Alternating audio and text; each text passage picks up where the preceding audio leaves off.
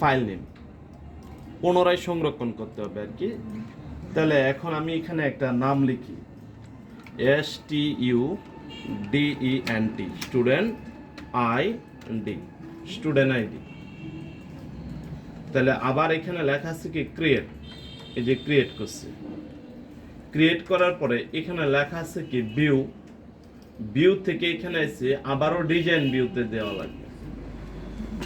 Design ভিউতে আবারও লিখলাম STUDENT, student ID, student ID,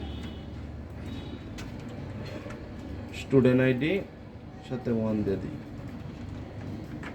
স্টুডেন্টদের আইডি 1, স্টুডেন্ট আইডিতে দেখছি সেভ করা আছে, এটা দিলাম।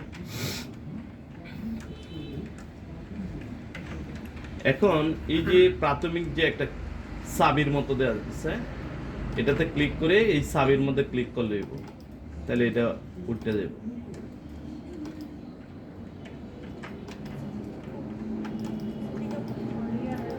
এরপর আসো,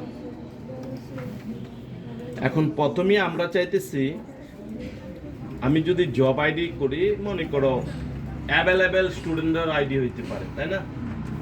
যে আমি একটা করব বাকি অটোমেটিকলি হবে।